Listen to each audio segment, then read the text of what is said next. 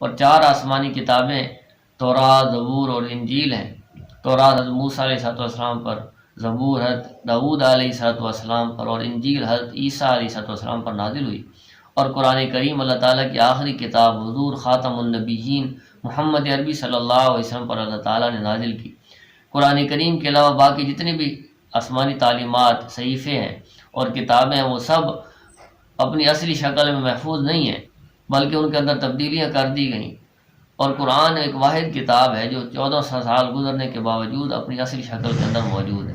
اب جو موجودہ کتابیں موجود ہیں قرآن کے علاوہ، اس پر ایمان لانا ضروری نہیں ہے، بلکہ ہم ایمان اس طرح لائیں گے کہ اللہ تعالیٰ نے جتنی آسمانی تعلیمات، جتنے صحیفے اور جتنے بھی کتابیں انبیاء علیہ السلام پر، رسولوں پر اللہ تعالیٰ نے نازل کی ہیں، وہ سب برحق ہیں۔ ہم ان پر ایمان لاتے ہیں کہ اللہ تعالیٰ نے اپنے پیغمبر پر وہ کتابیں لوگوں کی رہنمائی کے لیے نازل کی تھیں، اور وہ سب برحق اور سچی ہیں۔ قرآن کریم ایسی کتاب ہے جو باقی آسمانی کتابوں سے بہت ساری خصوصیات کی وجہ سے فوقیت رکھتی ہے، افضلیت رکھتی ہے۔ قرآن کریم کی ایک خصوصیت تو قرآن کا آخری کتاب ہونا، جیسے حضور صلی اللہ علیہ وسلم آخری نبی اور رسول ہیں، اسی طرح قرآن کریم اللہ تعالیٰ کی آخری کتاب ہے۔ اللہ تعالیٰ فرماتے ہیں کہ والذین یؤمنون بما انزل الیک وما انزل من قبلک وبالآخرۃ هم یوقنون۔ اس آیت مبارکہ میں آپ صلی اللہ علیہ وسلم پر نازل ہونے والی وحی اور آپ سے پہلے نازل ہونے والی وحی کا ذکر ہے، اور بعد کی وحی کا ذکر نہیں ہے کہ اس کے بعد بھی کوئی وحی آئے گی۔ تو اس سے یہ ہمیں معلوم ہوتا ہے کہ قرآن آخری کتاب ہے، اس کے بعد اور کوئی وحی آنی نہیں ہے، اسی وجہ سے اللہ تعالیٰ نے اس کو ذکر ہی نہیں کیا۔ ایمان لانے کے لیے شرط کیا ہے کہ قرآن سے پہلی تمام آسمانی تعلیمات پر ایمان لایا جائے اور قرآن پر ایمان لایا جائے، اس کے بعد کوئی کتاب آنی نہیں ہے، اس لیے ہم سے ان پر ایمان لانے کا مطالبہ بھی نہیں۔ قرآن کی یہ خصوصیت محفوظ کتاب ہے۔ قرآن کی حفاظت کا ذمہ اللہ تعالیٰ نے خود لیا۔ اللہ تعالیٰ قرآن کریم میں فرماتے ہیں انا نحن نزلنا الذکر وانا لہ لحافظون، کہ ہم ہی نے قرآن کو نازل کیا اور ہم ہی اس کے محافظ ہیں۔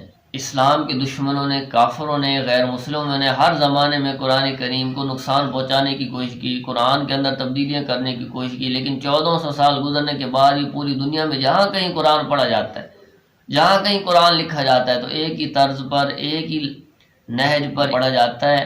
قرآن کریم کے الفاظ بھی محفوظ ہیں، قرآن کریم کا معنی بھی محفوظ ہے کہ اللہ نے اس کی حفاظت کا ذمہ لیا ہے، اور پوری دنیا کے اندر کروڑوں کی تعداد میں اللہ نے حفاظ کرام، حافظ قرآن پھیلا دیے، قاری پھیلا دیے، جو قرآن کی خدمت میں لگے ہوئے ہیں اور قرآن کریم کی خدمت کے لیے اپنی زندگیوں کو وقف کر دیا۔ قرآن کریم کی ایک خصوصیت یہ ہے کہ لا ریب کتاب ہے۔ لا ریب کا مطلب کہ جس میں کوئی شک نہ ہو۔ تو قرآن کریم کے اللہ کی طرف سے نازل شدہ ہونے میں کوئی شک نہیں۔ اللہ تعالیٰ فرماتے ہیں کہ ذالک الکتاب لا ریب فیہ، یہ وہ کتاب ہے کہ جس کے اللہ کی طرف سے نازل شدہ ہونے میں کوئی شک نہیں، اس کے تمام مضامین، اس کے تمام الفاظ اللہ ہی نے نازل کیے۔ لا یأتیہ الباطل من بین یدیہ ولا من خلفہ، اللہ تعالیٰ فرماتے ہیں کہ اس کتاب کو کوئی نہ آگے سے نقصان پہنچا سکتا ہے، کوئی پیچھے سے نقصان پہنچا سکتا ہے، نہ اس کے اندر کوئی الفاظ داخل کر سکتا ہے، نہ اس کا معنی اور الفاظ کے اندر کوئی تبدیلی کر سکتا ہے۔ اس کے بعد قرآن کریم کی خصوصیت یہ ہے کہ قرآن مصدق کتاب ہے۔ قرآن اپنے سے پہلے والی تمام آسمانی کتابوں کی بھی تصدیق کرتا ہے کہ وہ بھی برحق کتابیں تھیں، اللہ کی طرف سے نازل شدہ تھیں۔ انا انزلنا الیک الکتاب بالحق مصدقا لما بین یدیہ من الکتاب ومہیمنا علیہ۔ رسول محمد صلی اللہ علیہ وسلم، ہم نے آپ پر کتاب قرآن کریم نازل کیا، اس کے تمام مضامین حق اور سچ ہیں، اور یہ وہ کتاب ہے جو اپنے پہلی آسمانی کتابوں کی بھی تصدیق کرتی ہے، ومہیمنا علیہ، اور ان کی نگہبان بھی ہے۔ قرآن ہی کی خصوصیت ہے۔ قرآن کریم کی ایک خصوصیت یہ ہے کہ وہ سابقہ آسمانی کتابوں کی ناسخ بھی ہے۔ ناسخ کا مطلب مٹانے والی، ختم کرنے والی۔ وہ تمام آسمانی تعلیمات، وہ تمام کتابیں برحق تھیں، لیکن جب قرآن آ گیا تو ان کی تعلیمات پر عمل کرنا منسوخ ہو گیا۔ اللہ تعالیٰ نے ان آسمانی تعلیمات پر عمل کرنے سے منع کر دیا اور قرآن کریم پر عمل کرنے کو فرض قرار دے دیا۔ اب قیامت تک آنے والے تمام انسان صرف قرآن پر عمل کریں گے اور باقی آسمانی تعلیمات پر عمل نہیں کریں گے۔ قرآن کریم ایک عالمگیر کتاب ہے۔ باقی آسمانی کتابیں کی جس نبی پر نازل ہوئی، وہ نبی ایک قوم کے لیے، ایک قبیلے کے لیے، خاندان کے لیے، ایک علاقے کے لیے تھا، لیکن قرآن اللہ تعالیٰ نے حضور خاتم النبیین صلی اللہ علیہ وسلم پر نازل کیا، جو دنیا کے تمام انسانوں کے لیے اور قیامت تک آنے والے تمام انسانوں کے لیے نبی بنا کر بھیجے گئے۔ تو اس لیے اب قرآن بھی عالمگیر کتاب ہے کہ دنیا کے تمام انسانوں کے لیے اور قیامت تک آنے والے تمام انسانوں کے لیے اللہ تعالیٰ نے یہ قرآن نازل کیا ہے۔ اللہ تعالیٰ فرماتے ہیں کہ ان ہوا الا ذکر للعالمین، کہ یہ کتاب تو تمام جہانوں کے لیے، دونوں جہانوں کے لوگوں کے لیے ہدایت اور نصیحت ہے۔ قرآن کریم ایک جامع کتاب ہے کہ زندگی کے تمام شعبوں سے متعلق یہ قرآن ہمیں رہنمائی کرتا ہے۔ یہ ہمیں کھانے اور پینے کے آداب بتاتا ہے، اور سونے اور جاگنے کے آداب بھی بتاتا ہے۔ یہ ہمیں معاشرت بھی سکھاتا ہے، معیشت بھی سکھاتا ہے، سیاست بھی سکھاتا ہے۔ قرآن میں ہمیں عقائد بھی بتائے گئے ہیں، اعمال بھی سکھائے گئے ہیں۔ قرآن کریم کے اندر ہمیں اخلاقیات اور روحانیت بھی سکھائی گئی ہے۔ قرآن کریم ہمیں تاریخ اور تاریخی واقعات بھی بتاتا ہے، اور اس کی وجہ کیا ہے کہ کیا قرآن قیامت تک آنے والے تمام انسانوں کی رہبری اور رہنمائی کے لیے، تو قیامت تک آنے والے تمام انسان زندگی کے تمام شعبوں سے متعلق قرآن سے رہنمائی حاصل کر سکیں، قرآن سے ہدایت حاصل کر سکیں۔ قرآن کریم میں فرماتے ہیں کہ ما فرطنا فی الکتاب من شیء، ہم نے قرآن کریم میں کوئی چیز بیان کرنے سے نہیں چھوڑی، ہر چیز کا بیان ہم نے قرآن میں کر دی۔ قرآن ایک معجز کتاب ہے، یہ کتاب کا اعجاز ہے۔ معجز کہتے ہیں عاجز کرنے والی، اعجاز کہتے ہیں عاجز کرنے کو۔ وہ کتاب جس پر کوئی غالب نہ ہو سکے، جس کا کوئی مقابلہ نہ کر سکے، اس کو معجز کہا جاتا ہے۔ قرآن کریم نے پوری دنیا کے عربی دانوں کو، قیامت تک آنے والے تمام عربی جاننے والوں کو، بڑے بڑے شعراء کو، بڑے بڑے محققین کو یہ چیلنج کیا، یہ دعوت دی ہے کہ قرآن جیسی کوئی کتاب بنا کے دکھاؤ۔ اگر تمہیں اس میں شک ہے کہ یہ اللہ کی طرف سے نازل شدہ ہے یا نہیں، تو اس جیسی کوئی کتاب بنا کے دکھاؤ۔ اگر کتاب نہیں بنا سکتے تو 10 صورتیں بنا کے دکھاؤ۔ تیسری مرتبہ اللہ نے چیلنج کیا کہ کوئی ایک صورت بنا کے دکھاؤ، کوئی ایک آیت بنا کے دکھاؤ۔ لیکن آج 1400 سال گزرنے کے باوجود کوئی قرآن کا مقابلہ نہیں کر سکا، قرآن جیسی کوئی کتاب نہ بنا سکے، قرآن جیسی کوئی صورت نہ بنا سکے۔ اللہ تعالیٰ قرآن میں فرماتے کہ وَإِن كُنتُمْ فِي رَيْبٍ مِّمَّا نَزَّلْنَا عَلَىٰ عَبْدِنَا فَأْتُوا بِسُورَةٍ مِّن مِّثْلِهِ، اگر تمہیں اس میں شک ہے کہ یہ ہم نے اپنے بندے محمد صلی اللہ علیہ وسلم پر نازل کیا یا نہیں، تو تم اس جیسی کوئی صورت بنا کے دکھا۔ قرآن کریم کی خصوصیت قرآن کا اعتدال بھی ہے۔ قرآن ایک معتدل احکام والی کتاب ہے۔ پہلی آسمانی کتابوں کے اندر جو تعلیمات دی گئیں، جو احکامات دیے گئے، بعض آسمانی کتابوں کے اندر امتوں پر جو احکامات نازل کیے گئے وہ انتہائی سخت تھے، ان پر عمل کرنا بہت مشکل تھا، اور کچھ آسمانی تعلیمات کے اندر انتہائی نرمی تھی۔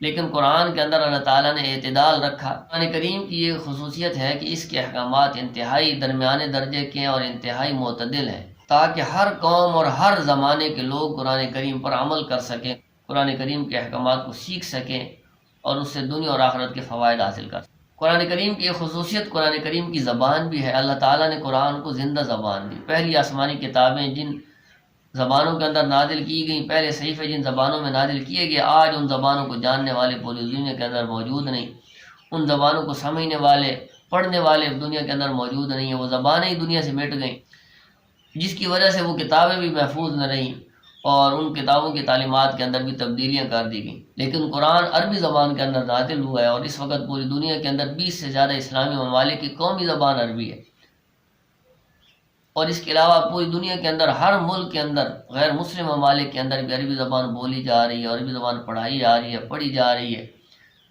تو قرآن جو ہے اس کی زبان بھی محفوظ ہے، اور اللہ تعالیٰ قرآن کریم میں فرماتے ہیں اِنَّا أَنزَلْنَاهُ قُرْآنًا عَرَبِيًّا لَعَلَّكُمْ تَعْقِلُونَ، اور ہم نے اس قرآن کو عربی زبان میں نازل کیا تاکہ تم سمجھو، تاکہ تم سمجھ سکو۔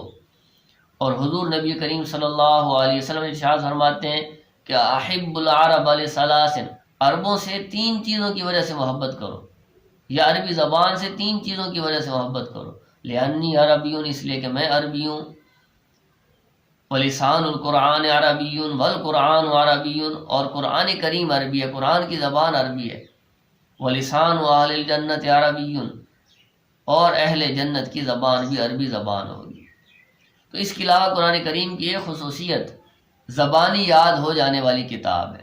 قرآن زبانی یاد ہو جاتا ہے۔ پہلی آسمانی کتابوں کو کسی نے زبانی یاد نہیں کیا، کسی امتی نے پچھلی آسمانی تعلیمات کو زبانی یاد نہیں کیا۔ ان کے ذمے صحیفوں سے پڑھ کے، کتابوں سے پڑھ کے ان تعلیمات پر عمل کرنا ہوتا تھا، ان کو یاد کرنا ان کے ذمے نہیں تھا۔ لیکن قرآن کو اللہ تعالیٰ نے کیونکہ محفوظ کیا ہے، قرآن کی حفاظت کا ذمہ اللہ تعالیٰ نے خود لیا ہے، تو قرآن کی حفاظت کا نظام بھی اللہ نے بنایا کہ اس امت کے لیے قرآن کو یاد کرنا اللہ نے آسان کر دیا۔ وَلَقَدْ يَسَّرْنَا الْقُرْآنَ لِلذِّكْرِ فَهَلْ مِن مُدَّكِرٍ، اللہ تعالیٰ دعوت دے رہے ہیں کہ ہم نے قرآن کریم کو یاد کرنے کے لیے اور اس سے نصیحت حاصل کرنے کے لیے اس کو آسان کر دیا ہے۔ فَهَلْ مِن مُدَّكِرٍ، تو کوئی ہے جو قرآن کو یاد کرے؟ کوئی ہے جو قرآن سے نصیحت حاصل کرے؟ تو اس وقت پوری دنیا کے اندر ہزاروں کی تعداد میں، لاکھوں کی تعداد میں درس گاہیں موجود ہیں جہاں قرآن کو یاد کروایا جا رہا ہے، اور کروڑوں کی تعداد میں حفاظ کرام پوری دنیا کے اندر موجود ہیں جن کے سینے کے اندر قرآن محفوظ ہے۔ اسی طرح کسی چیز کے یا کسی شخصیت کے ناموں کا زیادہ ہونا یہ اس کی عظمت کی دلیل ہوتی ہے۔ جیسے اللہ کی ذات سب سے زیادہ عظیم ذات ہے تو اللہ کے نام بھی بے شمار ہیں۔ ایک حدیث مبارکہ میں اللہ تعالیٰ کے 99 نام آیا، ان للہ 99 اسما من احصاها دخل الجنہ، کہ اللہ تعالیٰ کے 99 سے زیادہ صفاتی نام ہیں، جو ان کو یاد کرے گا وہ جنت میں جائے گا۔ تو وہ ایک حدیث میں 99 آئے ہیں، اس کے علاوہ اور بھی اللہ تعالیٰ کے بے شمار نام ہیں۔ اسی طرح رسول اللہ صلی اللہ علیہ وسلم کے بھی 99 سے زیادہ صفاتی نام ہیں، اسی طرح قرآن کریم کے بھی بے شمار نام ہیں۔ علامہ سیوطی رحمۃ اللہ علیہ نے اپنی کتاب البرہان کے اندر قرآن کریم کے 55 سے زیادہ نام گنوائے، جن میں سے 5 قرآن کے حقیقی نام ہیں، ذاتی نام ہیں، اور باقی قرآن کریم کے صفاتی نام ہیں۔ تو قرآن کریم کے جو 5 ذاتی نام ہیں وہ یہ ہیں۔ قرآن کریم کو اللہ تعالیٰ نے الکتاب بھی کہا ہے، قرآن کریم کو اللہ تعالیٰ نے البیان بھی کہا ہے، قرآن کریم کو اللہ تعالیٰ نے الفرقان بھی کہا ہے، قرآن کریم کو اللہ نے الذکر بھی کہا ہے، اور قرآن کو اللہ نے بیان بھی کہا ہے۔ اور اس کے علاوہ جو نام ہے وہ قرآن کریم کے صفاتی نام ہیں۔ اور اس کے علاوہ احادیث مبارکہ کے اندر بھی قرآن کریم کے بے شمار نام آئے ہیں۔ قرآن کریم کو اللہ نے شفا کہا ہے، شفا دینے والی۔ قرآن کریم کو اللہ تعالیٰ نے نور کہا ہے، یہ روشنی ہے، ہدایت کی روشنی، لوگوں کو اس سے ہدایت ملتی ہے۔ قرآن کریم کو اللہ تعالیٰ نے التذکرہ کہا ہے، یہ نصیحت ہے۔ قرآن کریم کو اللہ تعالیٰ نے مبین کہا ہے، یہ واضح راستہ ہے۔ قرآن کریم ہدایت بھی ہے، قرآن کریم حکم بھی ہے، فیصلہ کرنے والا۔ قرآن کریم العزیز بھی ہے، یہ غالب ہے۔ اللہ تعالیٰ قرآن کریم میں فرماتے ہیں بل هو قرآن مجید یاسین والقرآن الحکیم۔ اسی طرح فرمایا تلک آیات الکتاب المبین۔